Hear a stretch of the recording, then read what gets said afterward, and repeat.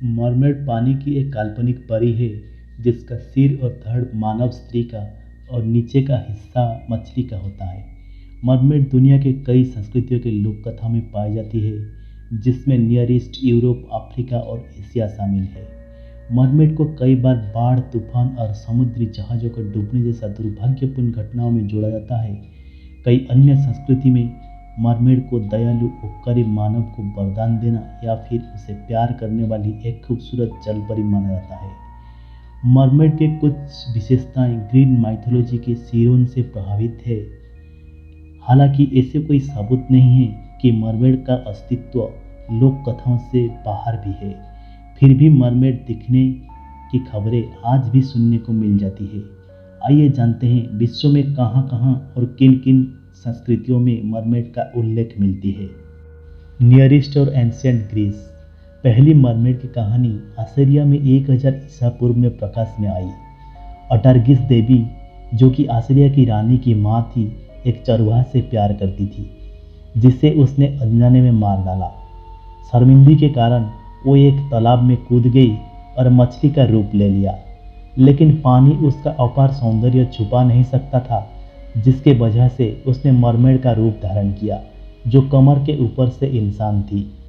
546 ईसा पूर्व से पहले फिलोसोफर अनेक्सी मिल्टन ने दावा किया कि मानव जाति की उत्पत्ति एक जलीय प्राणी की प्रजाति से हुई थी। उनकी सोच थी, अगर ऐसा नहीं हुआ होता तो मनुष्य, जिसकी शिशु अवस्था काफ़ी लंबे समय तक होती है, जीवित रहना संभव नहीं था। 1001 नाइट कलेक्शन में समुद्र में रहने वाले लोगों के बारे में कई कथाएं हैं, जैसे जुलेनाथ सीगाल। अन्य पौराणिक कथाओं में वर्णित कथाओं के विपरीत ये शारीरिक संरचना भूमि पर रहने वाले मनुष्य से मेल खाती है और केवल पानी में सांस लेने और रहने की क्षमता इन्हें अलग बनाती है। ये मनुष्य के साथ प्रजनन कर सकती है और मिलन से उत्पन्न बच्चों के पास भी पानी में रहने वाली क्षमता होती है। ब्रिटिश लोक कथाओं में मरमेड को अशुभ कहा गया है, जो मुसीबत की भविष्यवाणी करती है और उसका कारण भी बनती है। कई रूपांतर का एक मरमेड को नष्ट हुई समुद्री जहाज़ों से बात करती हुई वर्णित करती है, लेकिन मरमेड कभी कभी परोपकारी भी हो सकती है। उदाहरण के लिए वो मनुष्य को कई बीमारियों का इलाज बताती है। एक कहानी में बताया गया कि एक मछुआरा एक मुसीबत में फंसी मरमेड को पानी में वापस जाने में मदद करता है और मरमेड पुरस्कार के तौर पर उसे खजाने का रास्ता बताती है। Western Europe. यूरोपीय लोक कथाओं में मरमेड जैसे प्राणी ही मॉल्यूसन है। ये कभी मछली के 2 पूंछ के साथ दिखाई गई है तो कभी नाक के निचले हिस्से के साथ। साहित्य में मरमेड का सबसे प्रसिद्ध उदाहरण लिटिल मरमेड है, जिसे 1837 में पहली बार प्रकाशित किया गया था।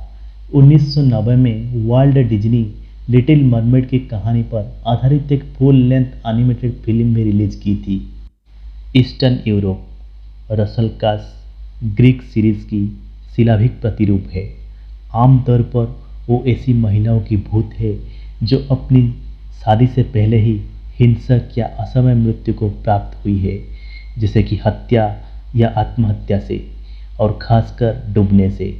कहा जाता है रसल कास तालाबों और नदियों में रहती है।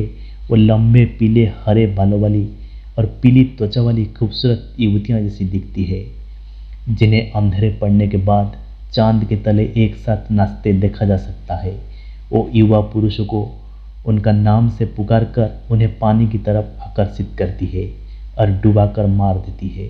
दक्षिणी रूस, यूक्रेन और बेलारूस में रसल कास को आकर्षक और धोखे से छलने वाली दोनों के रूप में वर्णन प्रचलित है।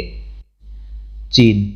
मरमेड्स चीनी जियोग्राफी और माइथोलॉजी के साझाई संकलन में 4वीं शताब्दी ईसा पूर्व से शामिल है।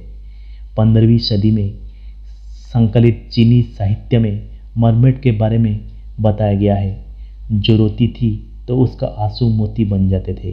19वीं सदी के शुरुआत की दौर में एक किताब जिसका शीर्षक था jutting on the south of China में मरमेड से संबंधित 2 कहानियां भी है।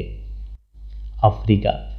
पानी की माँ पानी में रहने वाली आत्माएं हैं जिन्हें पश्चिमी, मध्य और दक्षिणी अफ्रीका में पूजा जाता है।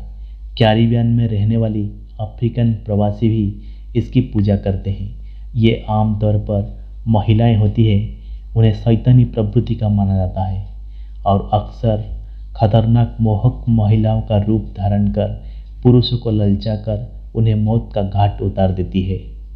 हिंदू धर्म सुनामख्या रावण का एक पुत्री है जिसका नाम का अर्थ है छोटी सुनहरी मरमेड। इसका उल्लेख रामायण के काम्बोडियन और थाई संस्करण में मिलती है। वो एक मरमेड राजकुमारी है जो श्रीलंका तक पुल निर्माण में महाबली हनुमान की योजना को बिगाड़ने की कोशिश करती है, लेकिन इसके बजाय उनसे प्यार कर बैठती है। वो थाई लोक कथाओं की एक प्रिय चरित्र है। दोस्तों, आज का इस एपिसोड में बस इतना ही। वीडियो अच्छा लगे तो प्लीज़ लाइक कीजिए और चैनल को सब्सक्राइब जरूर कीजिए ताकि आने वाला वीडियो आप लोग मिस ना करें। फिर से मिलेंगे एक नया एपिसोड में। तब तक के लिए नमस्कार।